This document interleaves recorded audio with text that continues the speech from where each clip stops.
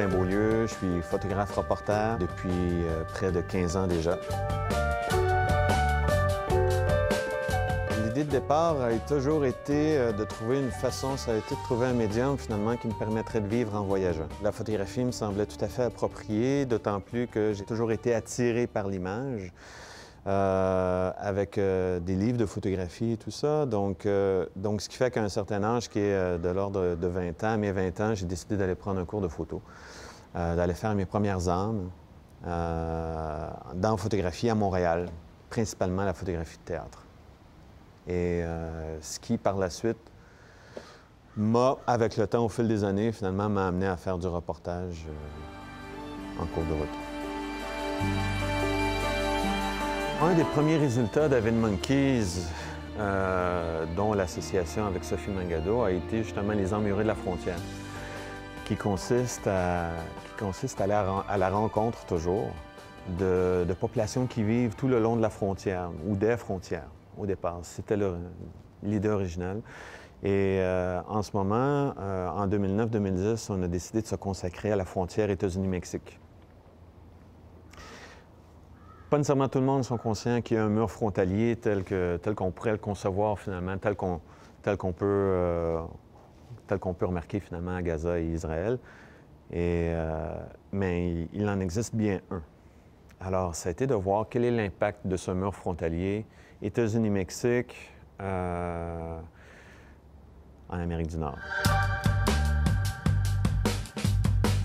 Est-ce que le mur frontalier est une réponse, finalement, aux migrants clandestins qui cheminent vers les États-Unis pour le travail? Est-ce que c'est une façon adéquate, disons, de limiter, finalement, les transactions de drogue ou les cartels ou tout ça?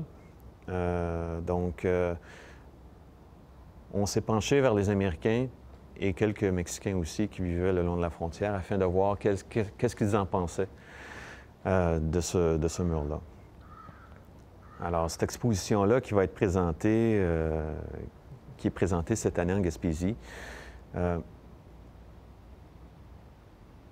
relate de leurs témoignages, en fait, découle de leurs témoignages et leur vision des choses. C'est des visions, finalement, qui s'entrechoquent, évidemment. C'est des situations, parce qu'il y en a qui sont pour, et même que le mur ne sera jamais assez. Il y en a d'autres qui sont contre, et même qu'il n'existera aucun mur amical entre deux pays. Et tandis qu'il y en a d'autres, en fait, ils en viennent tout simplement à perdre une bonne partie de leur terre parce que le mur scinde la terre en deux. Et ce qui fait que ça crée un énorme impact au niveau agricole et aussi au niveau de la main-d'œuvre. Donc, parce qu'il faut quand même reconnaître, nous, au Canada, on établit un système de travail saisonnier avec les Mexicains qui permet de les encadrer, qui leur donne la possibilité de venir chercher du travail ici pendant la saison estivale et de retourner dans leur famille afin de poursuivre leurs activités. Ce qu'aux États-Unis, un tel programme n'existe pas. Donc, mais sans rentrer dans le vif du sujet en tant que tel, disons que ça a beaucoup été pour... ce reportage-là a été, disons, établi afin de soulever de nouvelles questions, afin de nous amener à y retourner.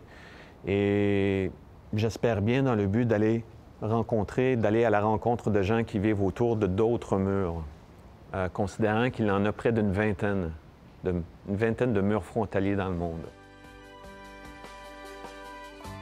Je ne me suis jamais arrêté, finalement, à réaliser des projets de par le fait que je n'avais pas de contrôle, quoi que ce soit. Tout démarre toujours de quelque chose de très personnel, en ce qui me concerne, et que par la suite, je tente de faire découvrir, en fait, ce que j'ai vécu et ce que j'ai rencontré. De partager, en fait, les rencontres que j'ai faites.